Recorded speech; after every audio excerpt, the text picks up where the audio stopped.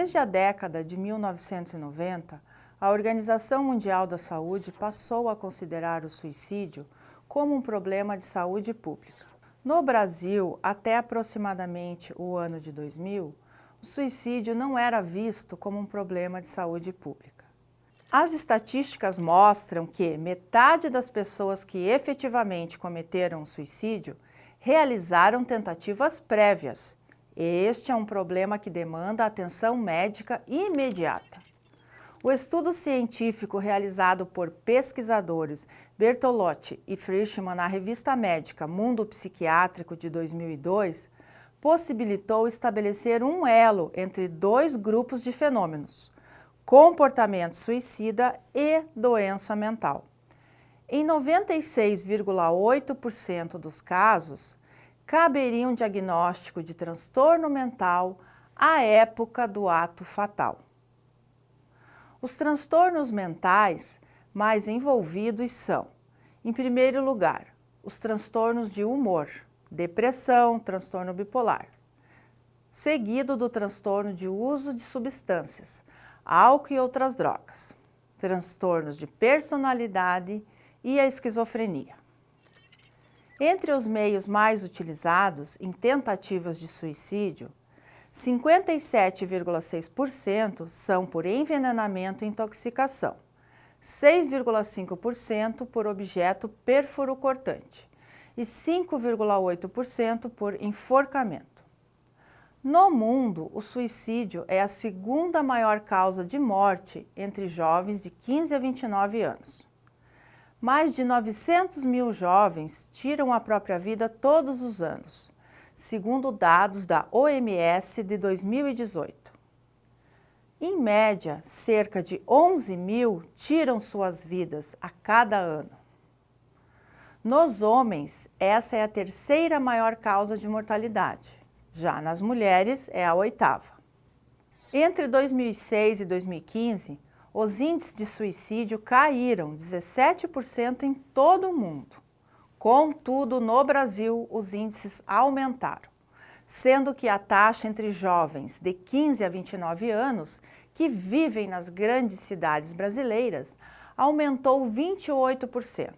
E os estados mais frequentes são São Paulo, Minas Gerais e Paraná, segundo dados do Sinan de 2018.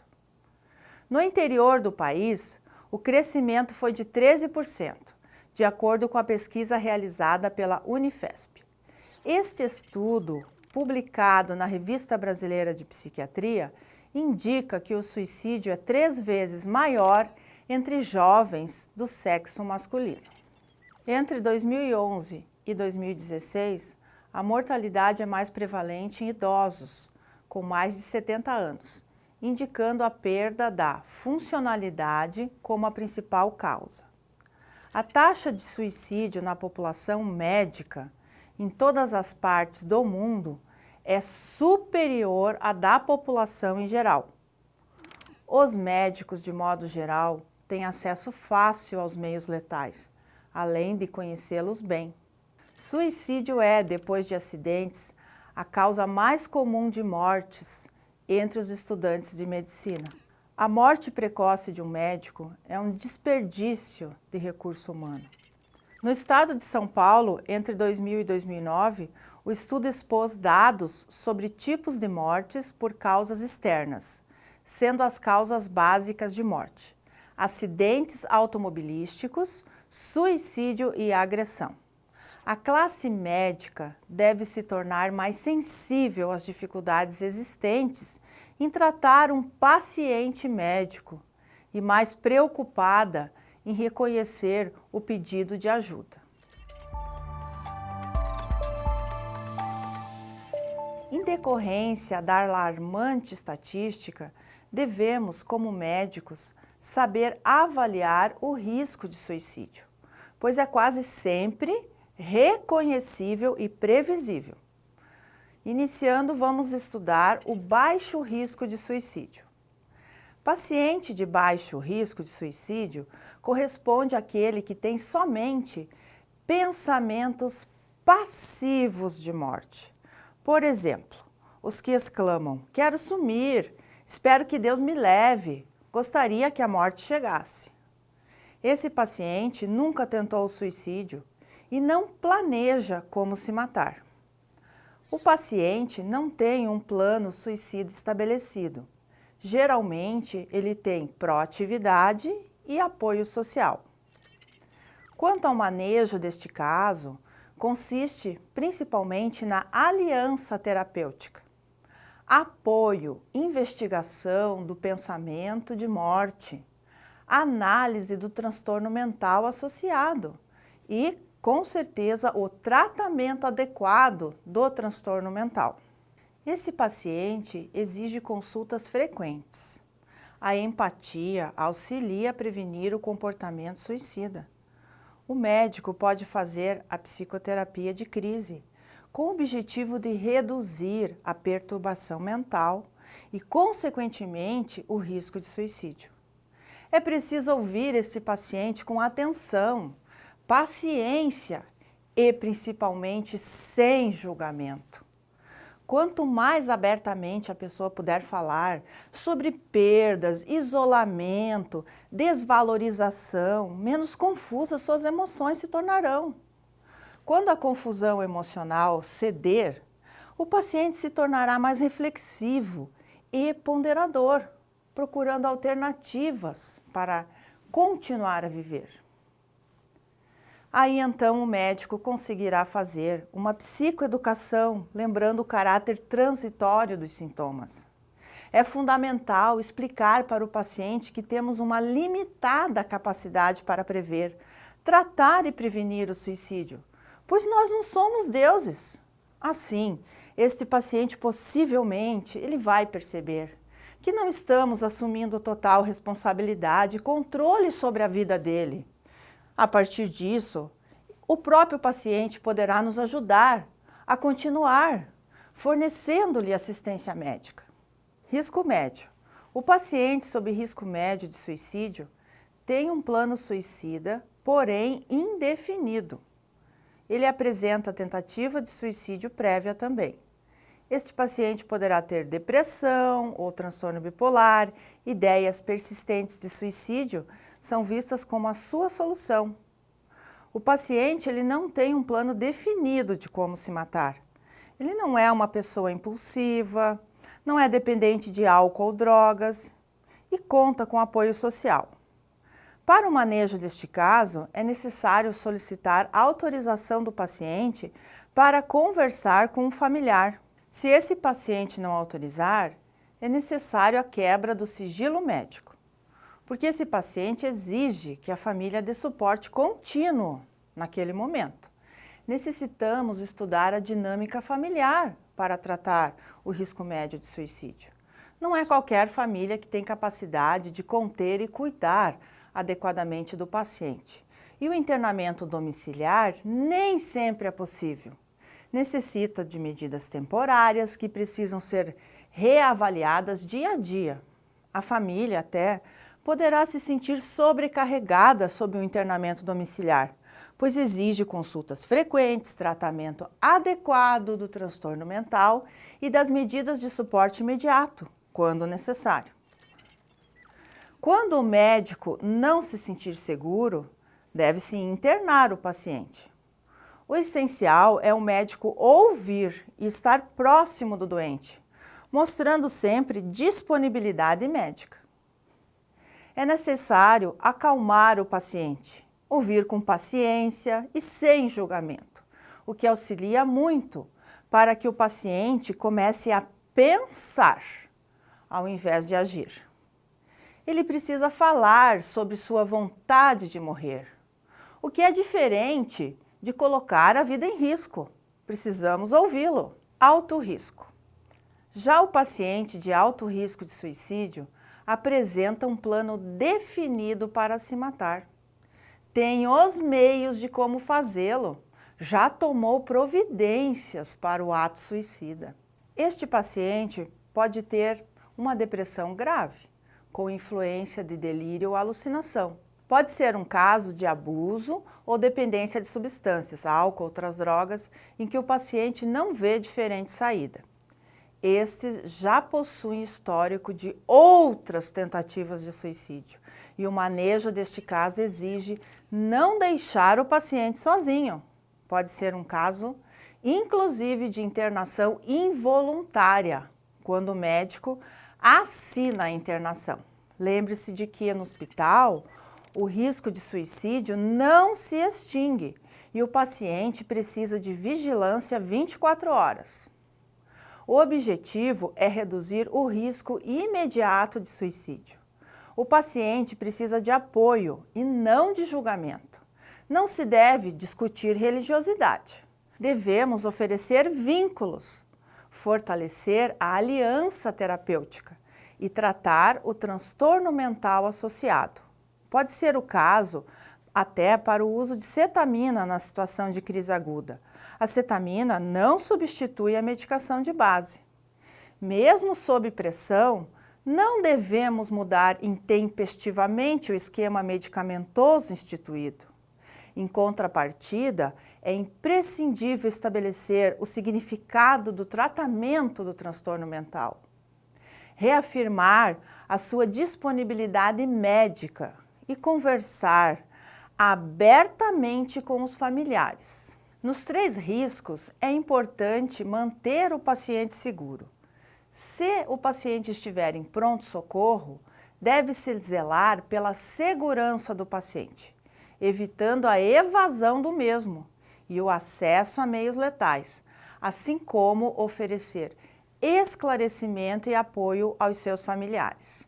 É importante monitorar e obter colaboração da equipe interdisciplinar para a realização de atividades que reduzem a ansiedade, ter pessoas de acesso, contato telefônico de centros de crise como o CVV e de serviços de emergência médica. Devemos fazer, como médicos, discussões clínicas com o objetivo de manter o paciente estável, reavaliando rotineiramente o risco de suicídio. Um livro, O que é Suicídio, da editora Brasiliense de 1983, é uma fonte interessante para o médico ler.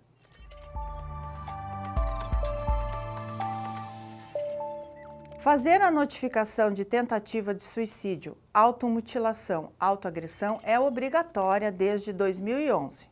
Mas na prática clínica o que vemos é que ainda é subnotificado. A autoviolência se define como uso intencional de força física ou do poder real ou em ameaça contra si próprio que resulte ou tenha a possibilidade de resultar em lesão, morte, dano psicológico, deficiência de desenvolvimento ou privação. A Lei 13.819, de 26 de abril de 2019, institui a Política Nacional de Prevenção da Automutilação e do Suicídio, a ser implementada pela União em cooperação com os estados, Distrito Federal e os municípios. Essa lei altera a Lei número 9.656. As lesões autoprovocadas, em grande percentual, são tentativas de suicídio. O sexo feminino apresenta maior notificação do que o sexo masculino e observa-se que o número das notificações estão aumentando com o passar dos anos. A prevenção de suicídio busca a melhoria das condições da existência humana e a diminuição dos estressores que levam ao sofrimento, que pode culminar em suicídio. Essa estratégia envolve a capacitação dos profissionais de saúde para avaliar e manejar o risco de suicídio e o acompanhamento de pacientes que tentaram o suicídio, desde o momento em que são atendidos em um serviço de emergência médica. Os principais itens contidos nos planos nacionais para a prevenção de suicídio englobam a conscientização da população, divulgação responsável pela mídia, redução do acesso a meios letais, programas em escolas e a detecção e tratamento da depressão e dos transtornos mentais. Existe o CVV, Centro de Valorização da Vida, telefone 188, e a ligação é gratuita. Desde setembro de 2009, o CVV começa a operar na internet por meio de chats, e-mail e Skype. Uma equipe de voluntários treinados orienta os casos das pessoas que procuram o CVV. A maioria das pessoas que procuram nunca tiveram acesso a uma consulta psicológica ou psiquiátrica. Em novembro de 2009, a Associação Brasileira de Psiquiatria publicou um manual de prevenção de suicídio para profissionais da imprensa.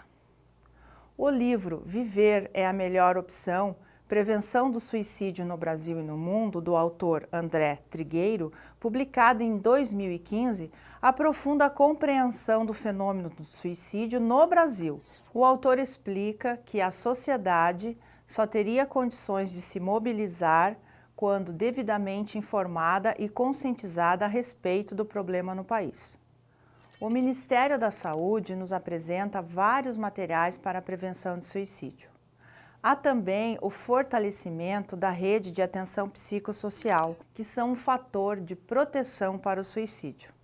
São todas forças de evidências para a estratégia de prevenção do suicídio. A restrição de acesso a meios letais e divulgação responsável por parte da mídia.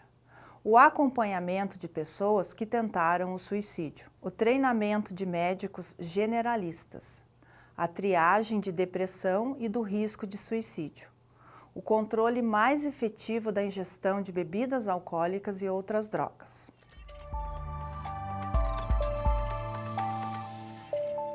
Com o objetivo de estabilizar o paciente, inicialmente devemos tratar o transtorno mental, isto é, realizar a detecção e tratamento dos transtornos mentais e de outras condições de saúde associadas ao suicídio. A detecção e manejo adequado da depressão são importantes estratégias de prevenção do suicídio. Deve-se abordar o paciente sobre fatores genéticos e psicológicos, história de vida, estressores agudos e crônicos, estado mental atual do paciente, dando atenção para o afeto intenso, instável ou disfórico, e a constricção cognitiva. É preciso avaliar a intenção suicida, realizando perguntas para investigar a ideia de suicídio. Por exemplo, já pensou que seria melhor morrer? Investigando a ideação suicida.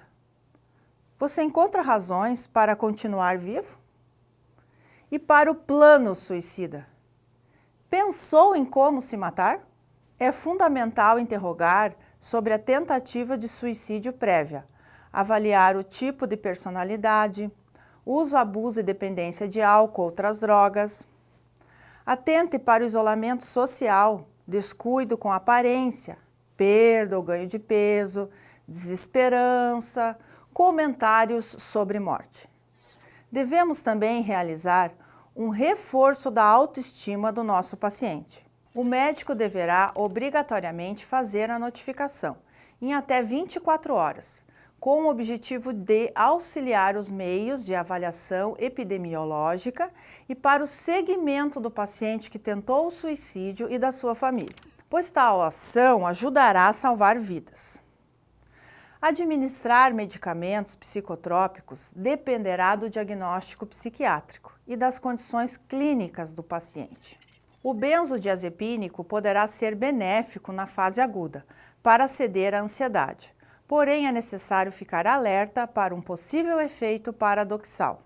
Na emergência, a cetamina pode ser indicada. Trata-se de um fármaco de resultado rápido, em situação de crise aguda. O carbonato de lítio também é considerado uma medicação para a prevenção, principalmente em pacientes com transtorno de humor, e deve ser introduzido e mantido. O uso da clozapina é indicado para os pacientes com esquizofrenia e risco de suicídio. A psicoterapia auxilia o paciente a lidar com as dificuldades que enfrenta, sobretudo após uma tentativa de suicídio, mas bons resultados são obtidos quando indicada junto com o tratamento medicamentoso. É fundamental evitar adversidades na infância, As adversidades e traumas de infância podem ser preditivas de transtorno mental e possivelmente do comportamento suicida. Referente à serotonina, os ISRS são boas medicações para a impulsividade, podendo nos auxiliar na prevenção do comportamento suicida em pacientes depressivos. Não é indicado para pacientes bipolares. A eletroconvulsoterapia deve ser realizada nos casos graves de depressão, com forte determinação para o suicídio.